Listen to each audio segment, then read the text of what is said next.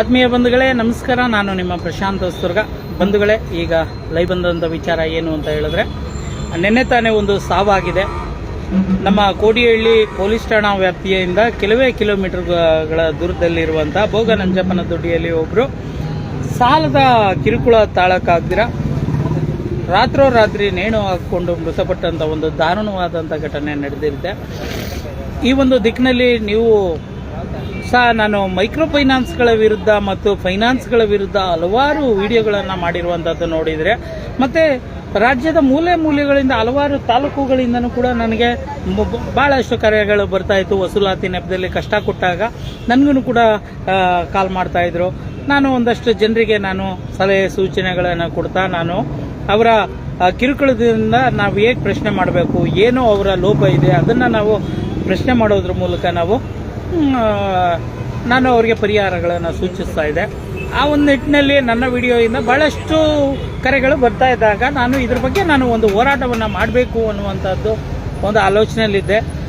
ಆ ಒಂದು ಇನ್ನೇನು ಕೆಲವೇ ದಿನಗಳಲ್ಲಿ ನಾನು ಆ ಸಮಾನ ಮನಸ್ಕ ಮಿತ್ರರ ಜೊತೆ ಅದರ ಬಗ್ಗೆ ಚರ್ಚೆ ಮಾಡ್ತಾ ಇದ್ದೆ. ನಾವು ನಾಳೆ ಇನ್ನೊಂದು 3-4 ದಿನದ ಒಳಗಾಗಿ ಈ ಬಗ್ಗೆ ಹೋರಾಟವನ್ನು ಮಾಡ್ತೀವಿ. ಮಾಡಬೇಕಾದಂಥ ಪರಿಸ್ಥಿತಿ ಬಂದು ಒದಗಿದೆ. ಏನು ಅಂತ ಹೇಳಿದ್ರೆ, ಗ್ರಾಮೀಣ ಪ್ರದೇಶಗಳಲ್ಲಿ ಇವತ್ತಿಗೂ ಕೂಡ ನಮ್ಮ ರಾಮನಗರ ಜಿಲ್ಲೆ ಮಾತ್ರ ಅಲ್ಲ, ಇಡೀ ನಮ್ಮ ಕರ್ನಾಟಕದಾದ್ಯಂತ ಗ್ರಾಮೀಣ ಪ್ರದೇಶದ ಜನರಿಗೆ ಜೀವನಕ್ಕೆ ಮುಳುವಾಗಿರುವಂಥದ್ದು, ಮಾರಕವಾಗಿರುವಂಥದ್ದು, ಅವರ ನೆಮ್ಮದಿಯನ್ನು ನಿದ್ರೆಯನ್ನು ಕಸಿದಿರುವಂಥದ್ದು ಮೈಕ್ರೋ ಫೈನಾನ್ಸ್ಗಳು.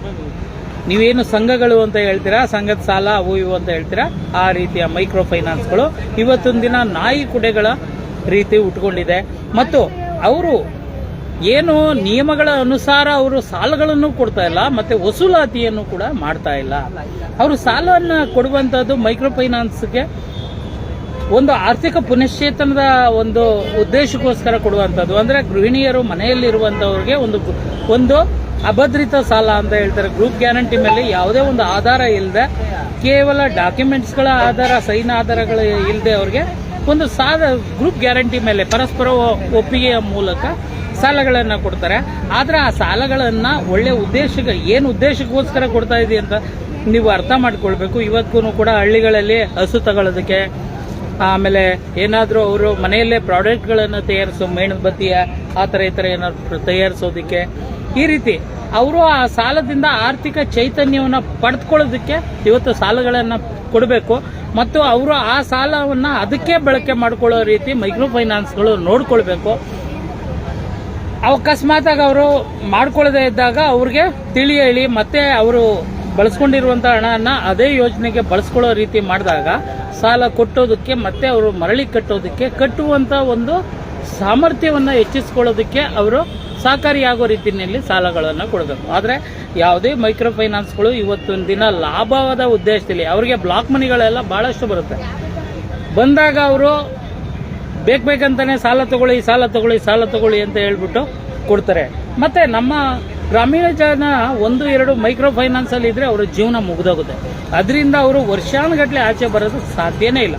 ಸ್ವಲ್ಪ ಮಟ್ಟಿಗೆ ಮುಗ್ದಾಗಿರುತ್ತೆ. ಕೆಲವು ಕಂತುಗಳನ್ನು ಅವರು ಹೊಂದಕ್ಕಾಗದೆ ಅಲ್ಲಿ ಸಾಲಗಳನ್ನು ಮಾಡಿರ್ತಾರೆ. ಆ ಸಾಲವನ್ನು ಒಂದು 20,000 ಸಾಲ ಆಗಿದ್ರೆ ಒಂದು 50,000 ರೂಪಾಯಿ ಮತ್ತೆ ತಗೊಳ್ತಾರೆ. ಮಧ್ಯಂತರ ಸಾಲಗಳು ಸಾಲಗಾರರನ್ನ ಮತ್ತೆ ಸಾಲದ ಒಂದು ಋಣದಿಂದ ಅವ್ರನ್ನ ಹೊರಗಡೆ ಬರೋದಕ್ಕೆ ಮೈಕ್ರೋ ಫೈನಾನ್ಸ್ಗಳು ಬಿಡ್ತಾ ಇಲ್ಲ. ಇದರಿಂದ ಗ್ರಾಮೀಣ ಜನತೆ ನೆಮ್ಮದಿಯನ್ನು ಕಳ್ಕೊಳ್ಳುವಂಥದ್ದಾಗಿದೆ.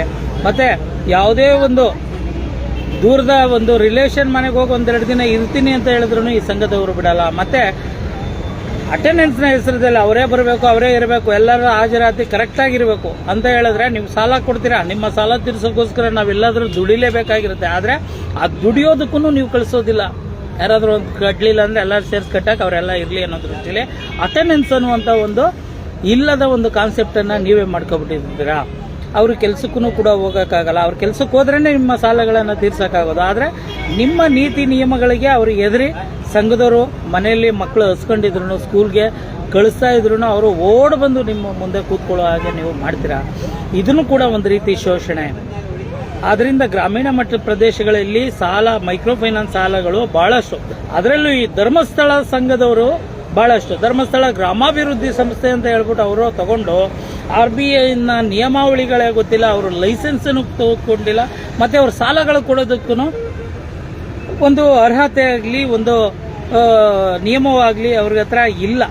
ಅವ್ರು ಏನು ಮಾಡ್ತಾರೆ, ಬ್ಯಾಂಕಿಂದ ಅವರು ಫಂಡನ್ನು ತೆಗೆದುಕೊಂಡು ಅವ್ರು ಮಾಡಬೇಕಾದಂಥ ಗ್ರಾಮಾಭಿವೃದ್ಧಿ ಯೋಜನೆ ಅಂತ ಹೇಳಿದ್ರೆ ಗ್ರಾಮದ ಅಭಿವೃದ್ಧಿಗೆ ಸಂಬಂಧಪಟ್ಟಂಥ ಕಾರ್ಯಕ್ರಮಗಳನ್ನು ರೂಪಿಸಬೇಕೆ ಹೊರತು ಸಾಲಗಳನ್ನು ಕೊಡುವಂತಿಲ್ಲ. ಆದರೂ ಕೊಡುವಂಥವ್ರು ನಮ್ಮ ಭಾಗದವರು ಬರ್ತಾರೆ, ಅವ್ರಿಗೆ ಹೇಳುವಂಥ ಮಾತುಗಳು ನಾಚಿಕೆ ಆಗುವುದಿಲ್ವಾ? ಸಾಲ ತಗೊಳ್ಳೋದಕ್ಕೆ ಚೆನ್ನಾಗಿತ್ತಾ? ಈಗ ಕಟ್ಟೋದಕ್ಕೆ ಯೋಗ್ಯತೆ ಇಲ್ವಾ? ಏನು ತಿನ್ನುತ್ತೀರಾ? ಈ ಥರ ಮಾತುಗಳನ್ನು ನಮ್ಮ ಭಾಗದಲ್ಲಿ ಆಡ್ತಾರೆ. ಅವ್ರ ಭಾಗದಲ್ಲಿ ಅವೆಲ್ಲ ಏನು ತುಚ್ಛವಾದಂಥ ಮಾತು ಅನ್ನಿಸ್ಕೊಳ್ಳೋದಿಲ್ಲ. ಆದರೆ ನಮ್ಮ ಭಾಗದಲ್ಲಿ ಖಂಡಿತವಾಗ್ಲೂ ಅವರು ನಮ್ಮ ಬಡವರ ಸ್ವಾಭಿಮಾನವನ್ನು ಕೆಣಕುವಂಥ ಮಾತುಗಳು, ಭಾಳ ಅವರನ್ನು ಹೀಯಾಳಿಸುವಂಥ ಮಾತುಗಳು, ಈ ಒಂದು ಅಧಿಕಾರ ಅವರಿಗೆ ಇರೋದಿಲ್ಲ. ನಾನು ಧರ್ಮಸ್ಥಳದವ್ರು ಮಾತ್ರ ದೃಷ್ಟಿಯಲ್ಲಿ ಇಟ್ಕೊಂಡು ಮಾತಾಡ್ತಾರೆ. ಎಲ್ಲ MFI ಅವ್ರಿಗೂ ನೀವು ಸಾಲವನ್ನು ಕಟ್ಟಿಸ್ಕೊಳ್ಳೋದಕ್ಕೆ ಕೆಲವು ನಿಯಮಗಳಿದೆ, ಅವ್ರನ್ನ ಗೌರವದಿಂದನೇ ನೀವು ಕೇಳಬೇಕು. ಅವರ ಮನೆಗಳ ಹತ್ರ ಬಂದು ತೊಂದರೆಗಳನ್ನು ಕೊಡಬಾರ್ದು. ಮತ್ತು ನಿಮ್ಮ ಕೆಲಸದ ಅವಧಿ ಸಾಯಂಕಾಲ 6 ಗಂಟೆ ಮೇಲೆ ಅವ್ರ ಮನೆ ಹತ್ರ ಹೋಗ್ಬಿಟ್ಟು ಯಾವುದೇ ಕಾರಣಕ್ಕೂ ವಸೂಲಾತಿಗಳನ್ನು ಯಾರೂ ಕೂಡ ಮಾಡೋ ಹಾಗಿಲ್ಲ. ಆದ್ರೂ ಕೂಡ ನೀವು ರಾತ್ರಿ ಎಲ್ಲ ಹೋಗ್ತೀರಾ, ಬೆಳಿಗ್ಗೆ ಹೊತ್ತು ಹೋಗ್ತೀರಾ, ಅವ್ರು ಎದ್ದಿರೋದಿಲ್ಲ, ಹೋಗಿ ತೊಂದರೆಗಳನ್ನು ಕೊಡ್ತೀರಾ, ಅವ್ರಿಗೆ ಹಿಂಸೆ ಕೊಡ್ತೀರಾ, ಹೀಯಾಳಿಸ್ತೀರಾ, ಆಚೆ ಬೀದಿಯಲ್ಲಿ ನಿಂತ್ಕೊಂಡು ಅವರ ಮಾನವನ್ನು ನೀವು ಹರಾಜಾಗ್ತೀರಾ. ಆ ರೀತಿ ನಿಯಮಗಳು ನಿಮ್ಮಲ್ಲಿ ಇಲ್ಲ. ವಸೂಲಾತಿಗೆ ಸಂಬಂಧಪಟ್ಟಂಥ RBI ನಿಯಮಾವಳಿಗಳು ಏನಿದೆ ಅದನ್ನು ಮುಂದಿಟ್ಕೊಂಡು ನಾವು ಹೋರಾಟ ಮಾಡ್ತೀವಿ. ಮುಂದಿನ ದಿನಗಳಲ್ಲಿ ಮೈಕ್ರೋ ಫೈನಾನ್ಸರು ತೊಂದರೆ ಕೊಡ್ತು ಅಂತ ಹೇಳಿದ್ರೆ, ಯಾವುದೋ ಫೈನಾನ್ಸರ್ ತೊಂದರೆ ಕೊಡ್ತು ಅಂತ ಹೇಳಿದ್ರೆ, ಯಾವುದೇ ವೆಹಿಕಲ್ಗಾಗಲಿ ಡ್ರೈವರ್ಗಳಿಗೆ ಸೀಸರ್ಗಳು ತೊಂದರೆ ಕೊಡ್ತು ಅಂತ ಹೇಳಿದ್ರೆ ದಯಮಾಡಿ ಸಂಪರ್ಕಿಸಿ. ನಾವು ನಿಮ್ಮ ಬೆಂಬಲಕ್ಕೆ ಸದಾ ಇರ್ತೀವಿ. ಕಾನೂನುಗಳನ್ನು ಮೀರಿ, ಮಾನವೀಯತೆಯ ಚೌಕಟ್ಟುಗಳನ್ನು ಮೀರಿ ಹೋದವರಿಗೆ ಖಂಡಿತವಾಗ್ಲೂ ನಾವು ನೀವೆಲ್ಲ ಸೇರಿ ಪಾಠ ಕಲಿಸೋಣ.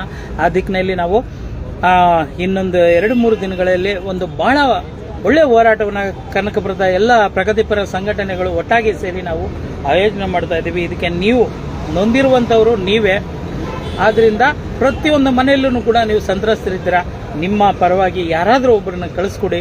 ಮತ್ತು ಧರ್ಮಸ್ಥಳದವರು ಇರ್ಬೋದು, ಬೇರೆ ಸಂಘದವರು ನಿಮಗೆ ಹೀಯಾಳಿಸಿದ್ರೆ, ಸಾದ್ರಿಂದ ಶೋಷಣೆಗೊಳಗಾಗಿದ್ರೆ ನೀವೆಲ್ಲರೂ ಬನ್ನಿ, ಆ ಹೋರಾಟದಲ್ಲಿ ಪಾಲ್ಗೊಳ್ಳಿ. ನಿಮ್ಮ ಅಳಲ್ಗಳು ಏನಿದೆ ಹೇಳ್ಕೊಳ್ಳಿ. ಆ ಒಂದು ಏನು ಫೈನಾನ್ಸ್ಗಳ ಕಚೇರಿಗಳಿದೆ ಅವಕ್ಕೆ ಮುತ್ತಿಗೆ ಹಾಕಿ ನಾವು ಪಾಠಗಳನ್ನು ಕಲಿಸೋಣ. ಇನ್ನು ಮುಂದೆ ನಮ್ಮ ಜನರನ್ನು ಗೌರವಯುತವಾಗಿ ನಡೆಸ್ಕೊಳ್ಳೋದಕ್ಕೆ ನಾವು ನೀವೆಲ್ಲ ಒಟ್ಟಾಗೋಣ ಅಂತ ಹೇಳ್ತಾ ಈ ಮೂಲಕ ಹೇಳ್ಕೊಳ್ತಾ ಇದ್ದೀನಿ. ಧನ್ಯವಾದಗಳು.